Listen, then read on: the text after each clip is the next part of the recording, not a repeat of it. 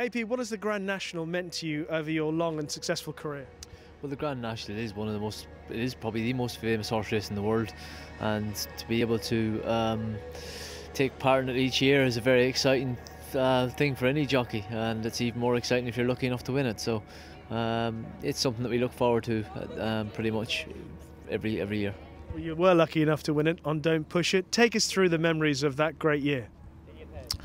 Well, everything went to plan as it needs to, and to win the Grand National. But look, it was one of the greatest moments of my racing career, because I had 14 attempts at it and never won it. And luckily, Don't Push It came along. John Joe had him in unbelievably good form, and to win it for JP and Noreen, the McManus family, was an amazing day. It couldn't have worked out any better.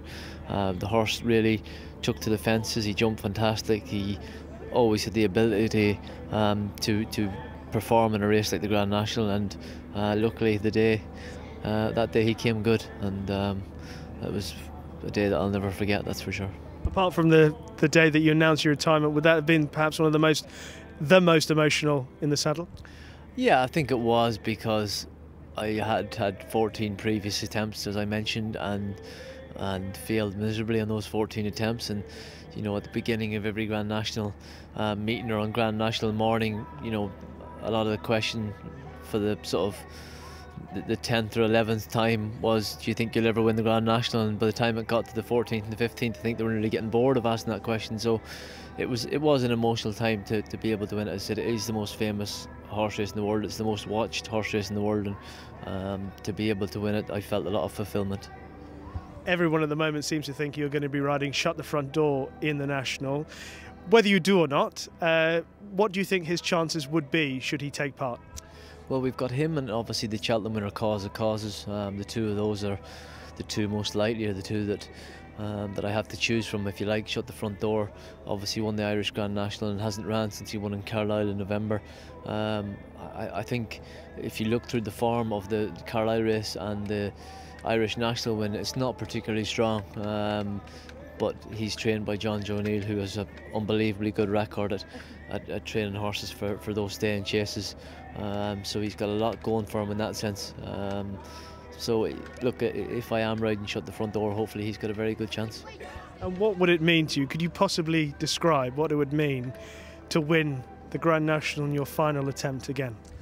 Well, I've dreamt a lot all my life, and definitely for the last 20 years, even more than most people, but I'm not even sure I could be silly enough to dream that up. But it would be nice if it happened, and I'm sure, looking at the betting, that the bookmakers think it's going to happen, so hopefully they're right. They seem to do better at racing than everyone else, so hopefully on this occasion they won't. Well, as you well know, you are the housewife's choice when it comes to the Grand National, and you've carried that mantle for a long time now. What would be the message to the Grand National fans of the race over the years, people who've supported you in the race? Well, I'm sorry for all the failures that I've had over the years, and at least this year that will be the final time that I'd be able to let anyone down. But hopefully I won't let them down. Hopefully we'll go out on a high, and I'll shut the front door behind me, as they say. Okay, and this will be your 20th ride in the race. It's an all-time record, and what would that particular record mean to you? That's not a record I'm proud of, because that means that I've failed more times than anyone else. In 19 attempts I've only managed to win it, and in 20 attempts I've only managed to win it the one, so I've had 19 failures. So we'll push that record to the side and let someone else have that, hopefully, in the future. You are a patron of Alderhay Hospital. How important has this been, and those visits on Ladies' Day, to you over the years? Going to Alderhay is a very humbling experience. The staff and the nurses and the doctors up there do a fantastic job. You know, when you go there in the morning beforehand, it puts a lot of things in perspective, and any little bit that we can do to help Alderhay and help the children there, or anyone else can do, is very much appreciated. Outside of the Grand National, what would be your favourite moment at Aintree, AP? Probably beating Isterbrack on Pridwell.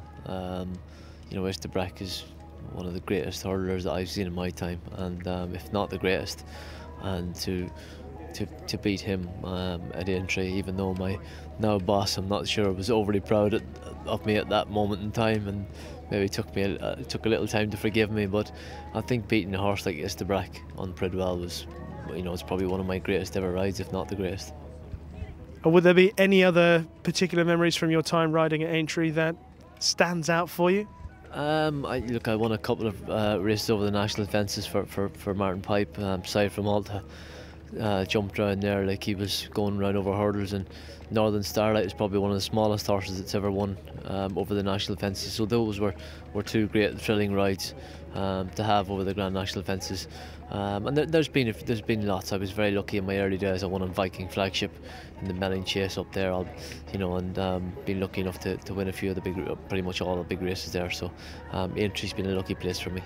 AP, thank you very much for your time. See you on the Earth course or the Fire course next week at Jumeirah Estates. Good man.